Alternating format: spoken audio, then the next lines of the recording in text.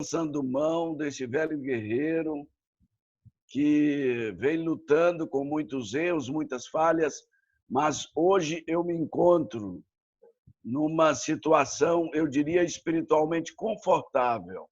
Não porque eu tenha alcançado essa santidade, mas pela compreensão da misericórdia de Deus e do Espírito Santo me lançar inteiramente pela fé na graça de Cristo.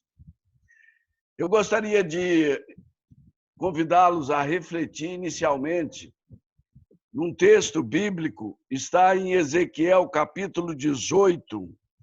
Ezequiel capítulo 18, o verso 32. Ali, resumidamente, Deus diz que ele não tem prazer na morte do ímpio. E no capítulo 33, verso 11, dito também Ezequiel, ele reafirma isto, que Deus não tem prazer na morte do ímpio, em que ele se pereça, mas que ele venha ao arrependimento. Então, na realidade, a confirmação, desde o livro do Gênesis até o Apocalipse, é do grande amor de Deus em salvar a raça humana. Muito bem, nós vamos, nesta noite, tratar no tema muito importante, que é o selo de Deus e o selo da besta. Porém, amanhã à noite é que nós vamos ter algo mais, eu diria, mais sério ainda. Hoje nós vamos ter informações bíblicas, históricas, né? Mas amanhã nós vamos entrar naquela questão do verdadeiro selamento, como se dá, quando começou, o que acontece durante o selamento e quando isto vai terminar. Antes de nós lermos outro texto e abrirmos a tela para vocês acompanharem, eu gostaria de fazer uma oração. Vamos inclinar a nossa fronte? Maravilhoso Deus, te damos graças porque as tuas misericórdias se renovaram em nossa vida nesse dia. Te louvamos pelo privilégio de estarmos conectados com parentes queridos à distância, irmãos nossos espalhados por todo o Brasil, que estão nos acompanhando neste momento, juntos, unidos, irmanados num só propósito, de receber a luz do Santo Espírito e o poder do Santo Espírito para conhecermos mais ainda essas verdades, nos aprofundarmos mais nelas e termos o poder de permanecermos firmes, inabaláveis, nestes momentos difíceis e finais que estamos vivendo. Em nome de Jesus, amém. Muito bem, o livro do Apocalipse, capítulo 7, nos apresenta algo muito interessante. Apocalipse, capítulo 7, os versos 1 a 3. O livro de Apocalipse, capítulo 7, versículos 1 a 3, diz assim: E depois dessas coisas vi 4 anjos que estavam sobre os 4 cantos da terra, retendo os 4 ventos da terra, para que nenhum vento soprasse sobre a terra, nem sobre o mar, nem sobre árvore alguma.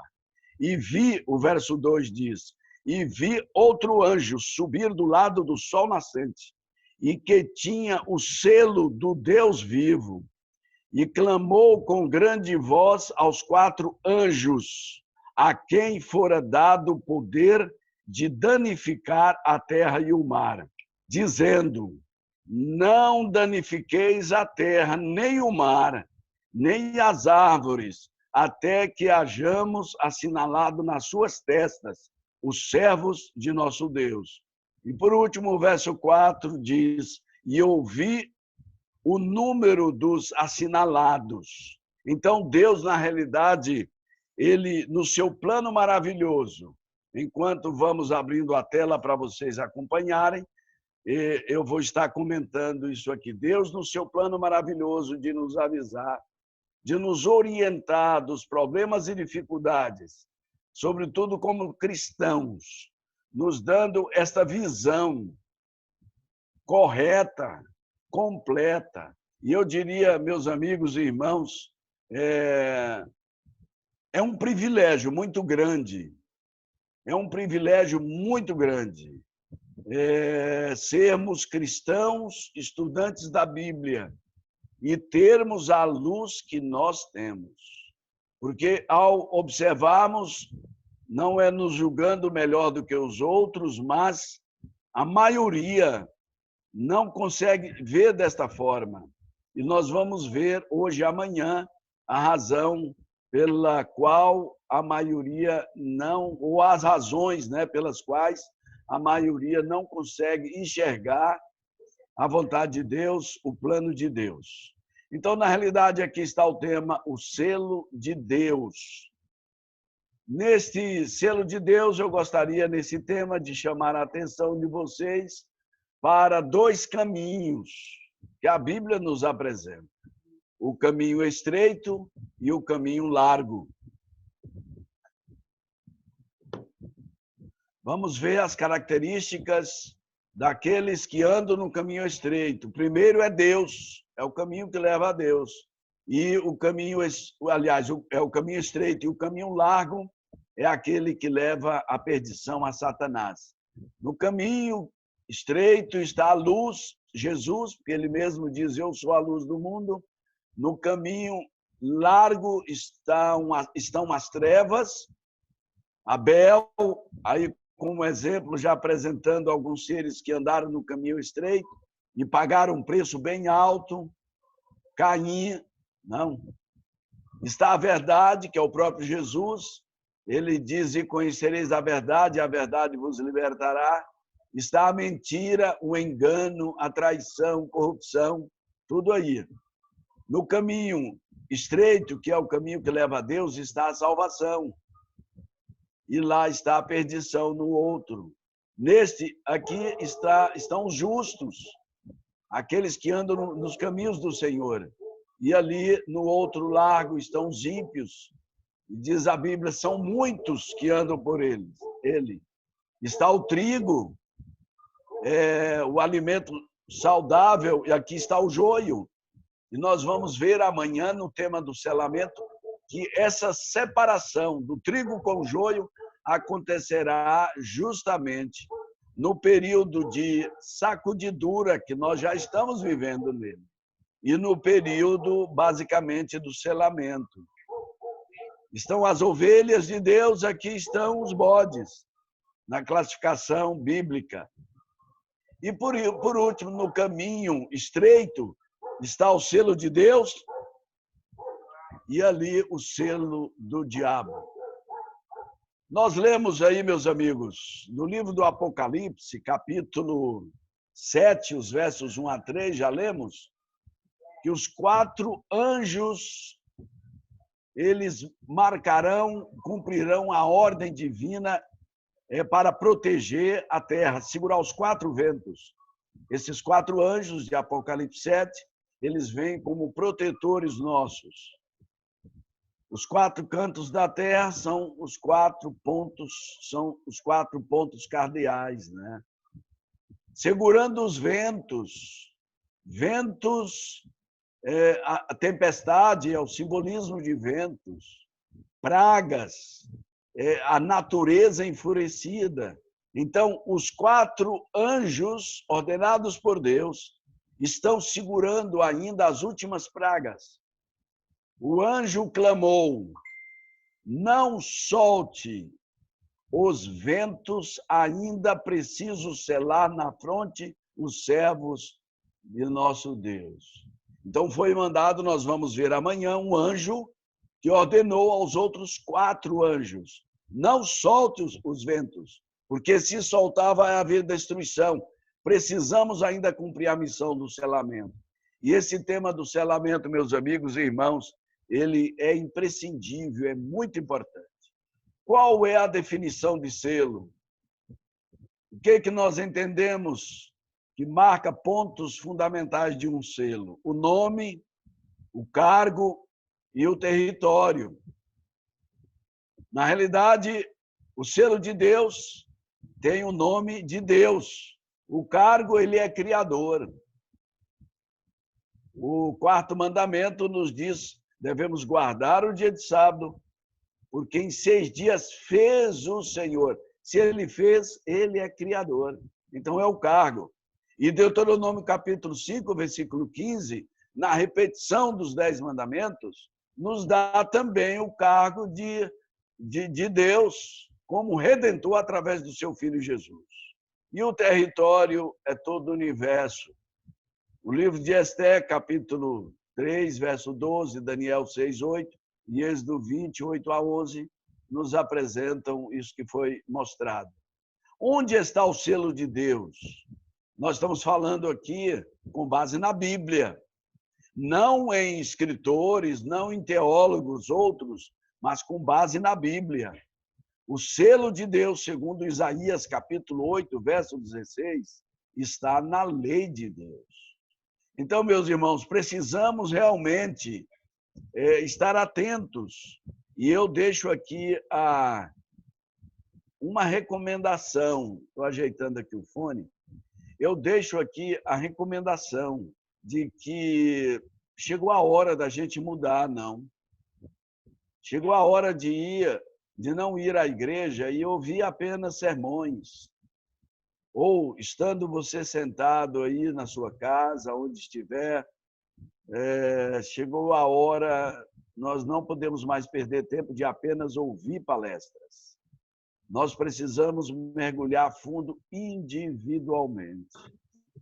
Eu louvo a Deus porque, depois de tanto tempo estudando a Bíblia, depois de 5 anos aposentado, com limitações na leitura e assim por diante, eu ainda não me cansei e não vou me cansar de estudar a Bíblia, carregando-a na minha mente e no meu coração. Muitas vezes eu errei não cumprindo com algumas recomendações bíblicas, mas a minha oração, ela era a oração dos salmistas, pedindo a Deus que escrevesse a lei no seu coração para não pecar. Então, esse era o meu desejo, mas ainda mesmo assim, eu olvidei em alguns momentos a lei de Deus e pequei. Quem não pecou? Mas, devido a esta lei estar na minha mente, no meu coração, Deus tem me protegido e assim Ele vai proteger a você. A experiência que tivemos em Marabá, está o Walter, meu sobrinho, e a Marivete, foi maravilhosa a experiência com vocês ali. Depois o batismo de vocês, né? Foi maravilhoso. Então, ver como Deus vai nos usando mesmo em meio a nossas falhas. Qual é o selo, o sinal ou a marca de Deus? Segundo a Bíblia, Ezequiel capítulo 20, verso 20, é o Santo Sábado, é o sinal de Deus, entre Deus e seu povo.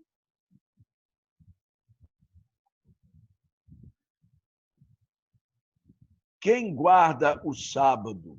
Ou quem guardou o sábado? Será que teve algum personagem forte na Bíblia que nos diz que guardou o sábado? O próprio Deus. Nós vamos ver. Adão e Eva guardaram o sábado. Abraão guardou o sábado. Os profetas guardaram o sábado. Isaías guardou o sábado, senão ele não recomendaria. Quantas recomendações Isaías deu? Israel, o povo de Israel guardou o sábado e ainda guarda. Não vamos avaliar mais, talvez de uma motivação ainda errada, mas guarda. Jesus guardou o sábado, está repleto em todo o Novo Testamento, segundo o seu costume. Levantou-se para ler num dia de sábado. A Virgem Maria, os apóstolos, Paulo guardou o sábado, as mulheres santas e muitos outros.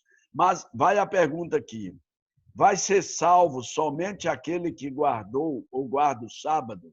Vamos responder amanhã. Todos os filhos de Deus guardaram o sábado. Aqueles que tiveram a luz do sábado guardaram o sábado. E você, a pergunta neste momento, como está guardando o sábado? Eu não estou falando de ir à igreja tão somente, mas estou falando de como você se prepara para receber o sábado na sexta-feira. É sério, gente, é muito sério. Respeitar os limites do sábado, diz Ellen White, são tão importantes quanto guardar o sábado no seu conteúdo. Qual é a roupa que nós guardamos para o sábado? Como nós nos alimentamos no sábado? Qual é a nossa conversa no dia de sábado? Tudo isso envolve a guarda do sábado, não é apenas para as nossas atividades seculares. Tem um contexto total nisso aí, não? Sábado de pôr do sol a pôr do sol, assim diz a Bíblia. De um pôr do sol a outro, devemos guardar o santo sábado de Deus. O Senhor Deus descansou, o Senhor Deus abençoou, o Senhor Deus santificou. Eu estou aqui apenas repetindo aquilo que, por anos, você tem acompanhado. Mas a pergunta que eu faço neste momento, sábado ou domingo? Nós temos a consciência na Bíblia de que o sábado vem de Deus, mantém-se por todas as nossas gerações na terra e ele permanecerá eternamente lá no céu, segundo Isaías. E o domingo? Quando ele surgiu, tem alguma referência autorizando a guarda desse dia? Na Bíblia, não tem nenhuma. Não tem nenhuma. No ano 321, basicamente, Constantino, no Concílio de Nicéia, ali foi referendado o domingo como o dia do sol. O dia que todos deveriam, os pagãos, adorar ao sol, porque eles assim o faziam. Eles saudavam os pagãos, tanto egípcios, babilônicos no passado, romanos, eles saudavam o nascer do sol com gritos e atirando suas flechas em direção ao sol. E Constantino, então, querendo manter o equilíbrio entre o paganismo e o cristianismo, ele era um expert nessa área política. Então ele disse, ora, se os pagãos guardam o domingo e os cristãos guardam o sábado, ora, a Bíblia diz que Jesus é o sol da justiça. E se é sol, ele nasceu no domingo, ele restou no domingo, vamos todos guardar o domingo. No Concílio de Nicéia, no ano 321. E depois, no Concílio de Laodiceia, foi referendado. E, a partir daí, nós temos a confirmação que a guarda do domingo ela foi inicialmente referendada pelo poder civil, pelas leis civis, e, mais tarde, aceitas pelas leis religiosas, católicas. O que você diz a esse respeito? O que eu digo é o que está em São Mateus, capítulo 15, verso 9. Diz assim, em vão me adoram preceitos ou ensinos, doutrinas, em vão me adoram ensinando doutrinas que são preceitos de homens. É a palavra de Deus. O próprio Jesus disse isso. Então, isso aqui, o domingo, não é combater ninguém, é mostrar a verdade. Jesus disse, vocês em vão me adoram, ensinando um preceito que é de Constantino, que é um preceito de homens. Qual é o sinal da besta? Para isso nós precisamos ir à Bíblia, não? Na realidade, besta aqui se refere a um poder. Besta se refere a um poder, não a uma pessoa especificamente, mas a um poder. E nós vamos ver já que poder é esse. Vamos confirmar no livro de Apocalipse, no capítulo 13, creio que seja. Desculpe, 2 Tessalonicenses, eu estou abrindo aqui no meu celular, que a letra é maior para eu poder acompanhar. Segunda carta de Paulo aos Tessalonicenses, capítulo 2, versos 1 a 4, diz: Ora, irmãos, rogamo-vos pela vinda de nosso Senhor Jesus Cristo e pela nossa reunião com Ele. Olha, irmãos, que não vos movais facilmente do vosso entendimento, nem vos perturbeis, quer por espírito, quer por palavra, quer por epístola, como se o dia de Cristo estivesse perto. Verso 3, ninguém de maneira alguma vos engane, porque não será assim, sem que antes venha a apostasia e se manifeste o homem do pecado, o filho da perdição. Que descrição tremenda, hein? O qual se opõe e se levanta contra tudo o que se chama Deus, ou se adora, de sorte que se assentará como Deus no templo de Deus, querendo parecer a Deus.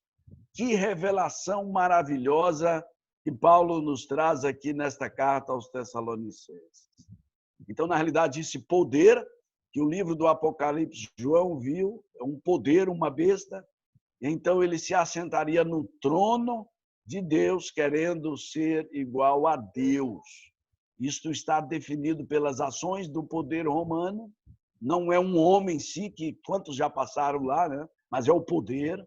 E Daniel 7:25 diz que esse poder cuidaria em mudar os tempos e as leis. Isto é bíblico e a história nos confirma isso, irmãos. Olha o que está escrito aí em documentos do Vaticano, História dos Concílios, volume 14, diz assim, referindo-se a esse poder ao Papa: tu és um pastor, tu és um médico, tu és o diretor, finalmente, tu és outro Deus na terra. Eles têm essa consciência. E Deus, enquanto diz que não há nenhum outro Deus além dele, nos céus e na terra, no universo. Ainda essa mesma fonte, livro 2, capítulo 17, diz: todos os nomes que nas Escrituras se aplicam a Cristo são aplicáveis ao Papa. Veja que é documento deles lá. Documento desse poder. Eles confirmam, eles não negam isto. E, além do mais, o cardeal Gibson, ele diz que, na realidade, não se encontra nenhuma declaração bíblica autorizando a mudança do sábado para domingo. Que essa autoridade é da igreja, que está acima da Bíblia. Está confirmado isso. E, recentemente, o líder romano atual, ele fez essa declaração, que a igreja está acima da Bíblia. Quer dizer que a igreja pode mudar, a igreja pode agir, a igreja pode seguir seus caminhos, contrariando princípios da Bíblia. Ainda noutra citação, diz: o Papa tem poder para mudar os tempos, abrogar leis e dispensar todas as coisas, mesmo os preceitos de Cristo. Está lá no documento papal, na encíclica papal. Então, não temos dúvida nenhuma. Eles não negam isso, que a autoridade está sobre eles. Não. Olha o que foi colocado aqui, uma declaração deles, né? O Salmo 40, verso 8. Amar a Deus sobre todas as coisas, não tomar seu santo nome em vão, veja que está na Bíblia. Guardar domingos e festas, olha só. Então, no catecismo romano, eles alteraram isso aí. Agrada-me fazer a tua vontade, ó Deus meu, diz o salmista Davi. Então, fazer a vontade de Deus, mudando a lei de Deus, o selo de Deus. Vamos um pouquinho direcionar mais esse estudo. Na Bíblia, nós encontramos, na linguagem profética, simbólica, tempos representando a anos. Daniel capítulo 11, verso 13. Então, um dia representa um ano, Números 14 e Ezequiel capítulo 4. Então, na realidade, nós temos aqui uma profecia que ela se cumpriu entre os anos 538 a 1798. Dos 1.260 dias, ou um tempo, 2 tempos e metade de um tempo, né, de Daniel, capítulo 7, 25. No ano 538, Justiniano nomeou o bispo de Roma chefe da igreja, iniciando ali esse período de 1.260 dias ou anos que Daniel falou, e essas outras referências aí, João havia falado também, né? 1.200, então 538, nós chegamos a 1798, é o período da supremacia papal. E o que aconteceu nesse período? Muitas torturas, inquisição, mortes, a maldade humana chegou ao limite nesse período aí. São instrumentos de tortura. Eu estou colocando isso aqui para lembrá-los, não para aterrorizá-los, mas para lembrá-los de que isso vai voltar. E vai voltar numa força maior. Imagine vocês como foi difícil para os cristãos permanecerem fiéis, e muitos deles foram devorados por leões, acorrentados, mortos ao fio da espada, e assim por diante. Não? Aqui no cenário do Coliseu Romano, há uma história de um velho chamado Policarpo. Ele era amigo de César, um homem muito influente na cultura e na economia. E Policarpo foi alcançado pela graça de Deus. Policarpo aceitou a Jesus como seu salvador pessoal.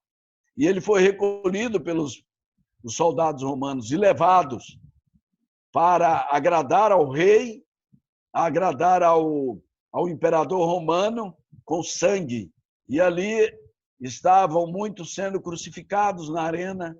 Eu tive privilégio por 2 vezes de visitar esse lugar. Uma vez, 2 vezes só Hélia estava comigo, da outra vez a Vanderleia.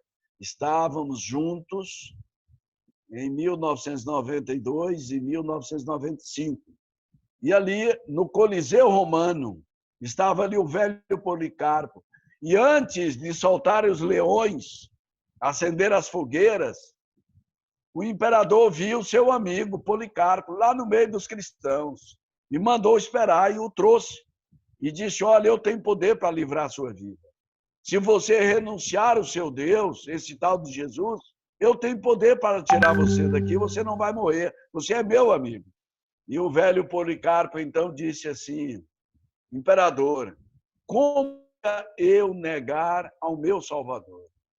Jesus, que perdoou meus pecados, que vai me dar a vida eterna, como posso eu negar ao meu Salvador? E isto, o imperador, revoltado, nervoso, mandou o velho Policarpo para a arena para ser destruído pelas feras. Meus amigos, está perto, estão chegando esses momentos onde fogueiras serão acesas. Os filhos de Deus serão jogados. Você pode ler com calma depois Apocalipse, capítulo 13, versículos 1 a 10, depois 16 a 18, que nos fala ali sobre o decreto de morte, sobre o decreto dominical. Diz que quem não adorar a imagem da besta está chegando. Amanhã nós vamos acompanhar um pouquinho mais esse estudo. A supremacia papal, esses 1.260 anos, que foi de 538 até 1798. Aí terminou em 1798. Um golpe mortal foi dado pelo exército de Napoleão em 1798. O seu general principal, comandante das forças francesas, chamado Berthier, o general Berthier, Em 1798, ele prendeu o Papa Pio VI e tirou o poder do Império, aliás, o poder papal. E Napoleão passou a eleger, a escolher líderes religiosos segundo a sua vontade. Mas isso foi um período curto.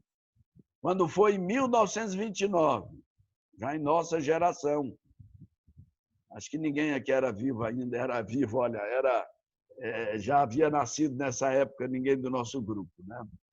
Mas nosso tempo, 1929, esse golpe mortal foi restabelecido, foi curado. A ferida mortal foi curada.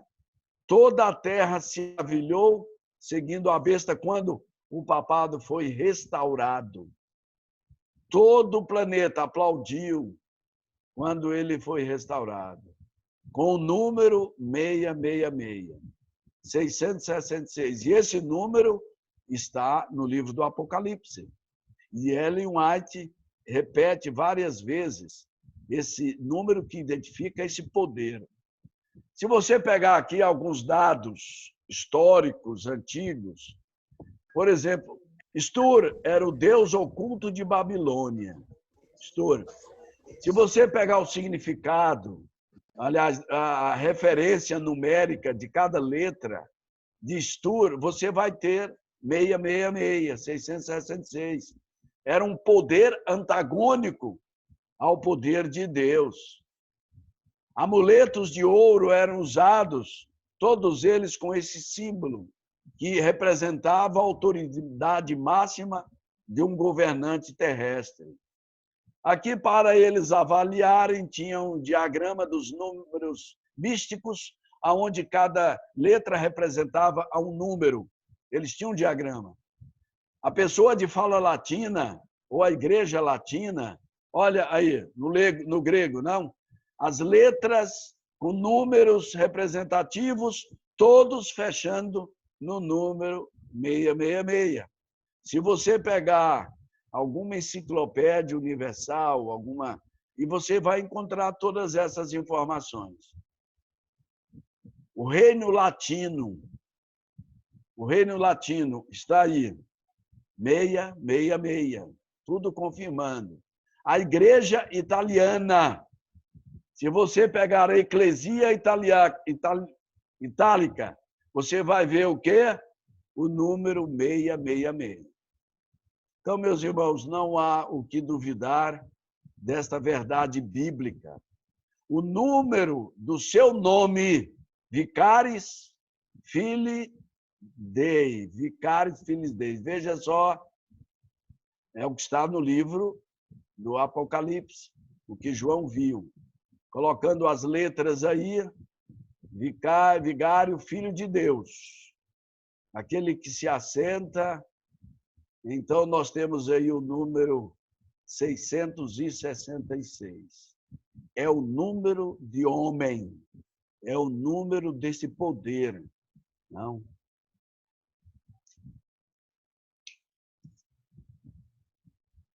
Seguir os ensinos da besta é adorar o dragão.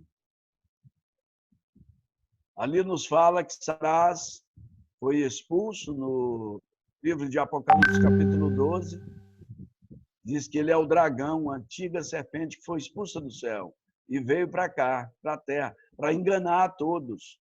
Então, seguir esses ensinos é adorar ao dragão, porque esses ensinos desse poder, eles estão bem na linha contrária, na direção contrária aos ensinamentos do verdadeiro Deus. A supremacia papal. Quem são os adoradores da besta? Quem são? A Bíblia responde, o Espírito oficia, aqueles que não têm o nome no livro da vida. Que coisa, hein? Amanhã nós vamos ver a questão do selamento, quando o nome dos selados, os nomes dos selados serão colocados, escritos no livro da vida. E no momento que esse nome for colocado ali, diz que Jesus para Os anjos depõem suas coroas, cada nome que é colocado no livro da vida. Eu estava lendo hoje no livro Vida e Ensinos.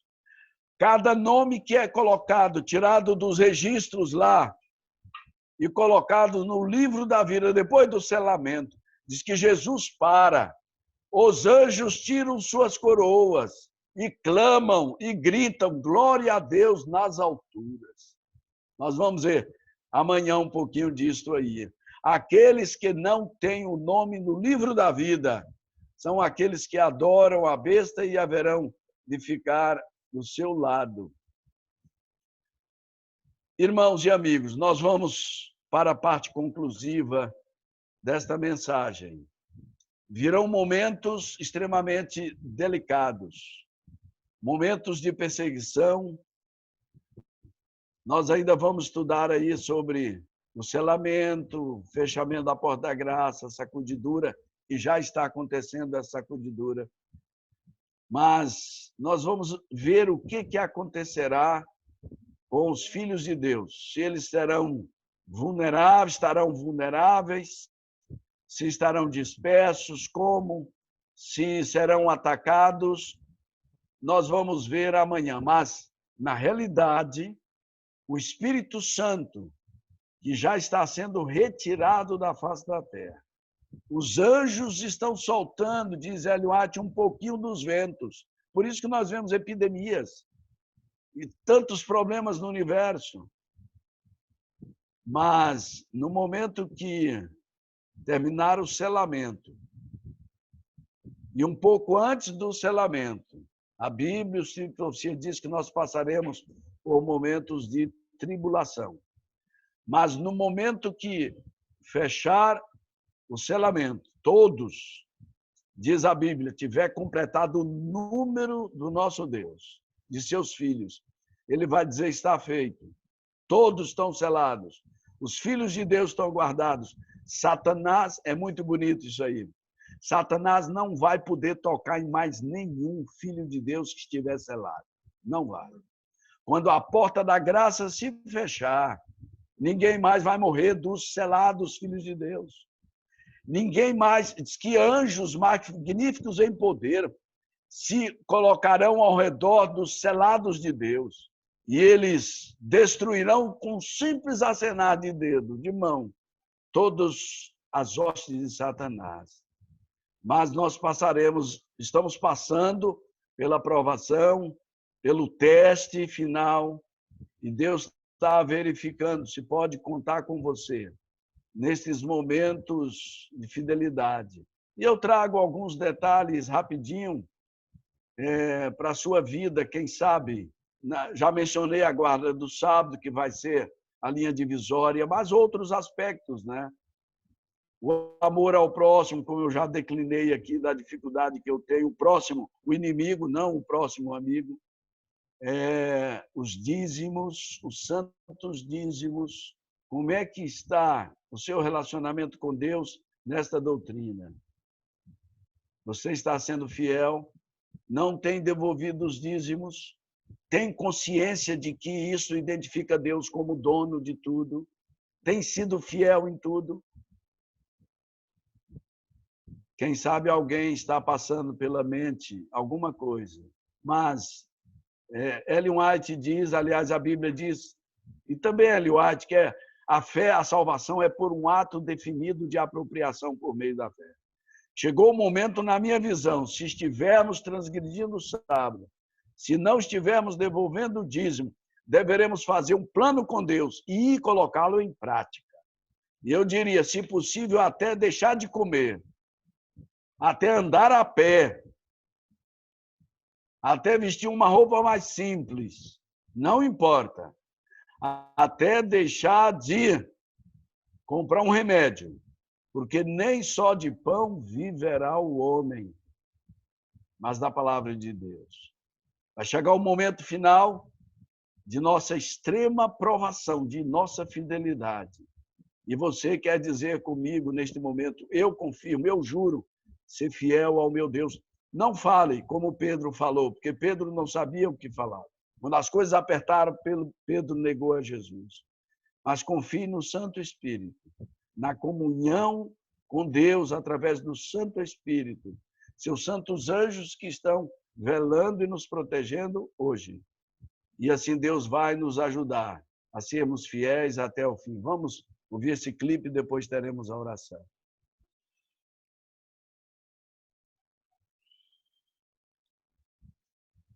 Juro ser fiel, o meu poder vem lá do céu, minha vida é o seu troféu. A Jesus eu juro ser fiel.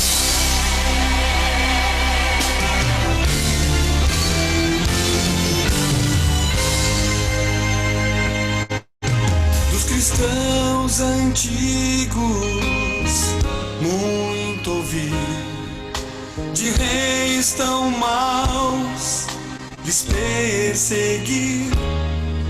Prometiam a vida lhes poupar. Era só a Cristo renunciar. Mas em Jesus, pra que viver? Decidiram então morrer na fogueira ardente a queimar. Posso quase ouvir suas vozes a cantar. A Jesus eu juro ser fiel. O meu poder vem lá do céu. Minha vida é o seu troféu. A Jesus eu juro ser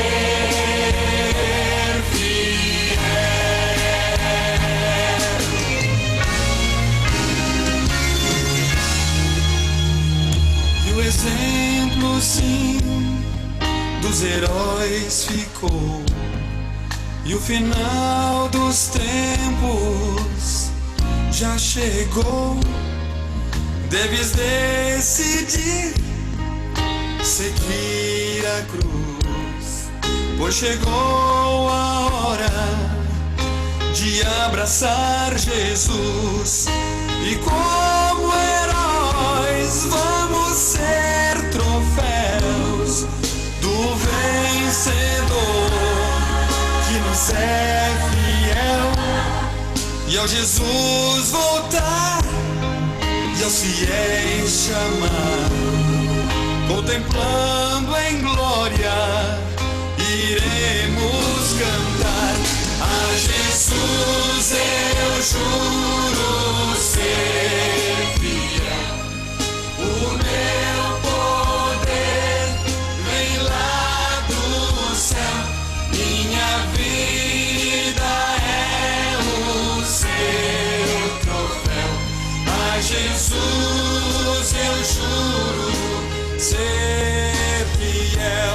Ao Cordeiro que tomou meu lugar e a minha dor quis levar. Minha entrega é o seu troféu. Já é hora de ser fiel.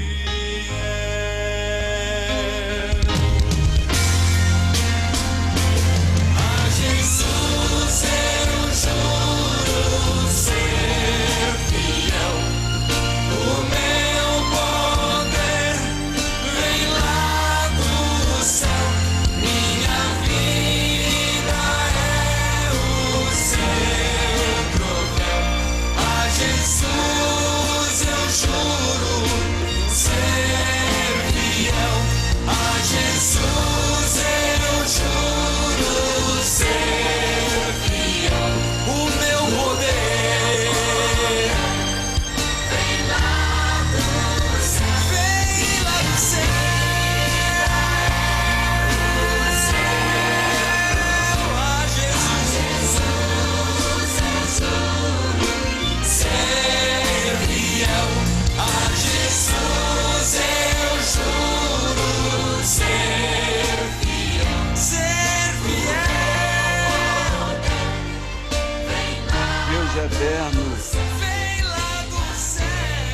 coração pulsa de alegria, de regozijo, mas também de medo, porque se avizinha a nós temporais, tempestades, tsunamis. Durante toda a nossa vida temos ouvido mensagens assim, mas temos levado uma vida tranquila. Todavia agora, quando observamos algo que ainda nenhum de nós podemos observar, o mundo todo está aterrorizado, apavorado, sobretudo sem saber o que vai acontecer amanhã. Mas como cristãos temos a luz e sabemos que não vai melhorar, que isto vai de mal a pior.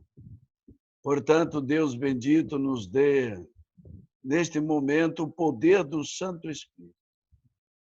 Coloques em cada coração o desejo de ver este planeta, a Terra, manchado pelo pecado, limpo, purificado. E aqueles que aceitaram a Jesus serão purificados pelo sangue de Cristo e levados para a vida eterna. Os que não aceitarem, eles serão eliminados na purificação final do fogo eterno. Muitos, quem sabe, passarão por dificuldades. Terão que justificar a sua fé diante de tribunais, diante da espada, diante da forca. Mas nos dê a graça de continuamente, hoje, nos identificarmos com o Senhor, andarmos com o Senhor no Espírito, e não haveremos de temer, porque os anjos estarão nos protegendo. Abençoe a todos nessa noite. Tem amigos nossos que entraram em contato comigo hoje, médicos, que estão aí doentes com o Covid-19. Visite esse teu filho neste momento de dor e de susto. E todos que estão precisando de tua graça. Em nome de Jesus. Amém.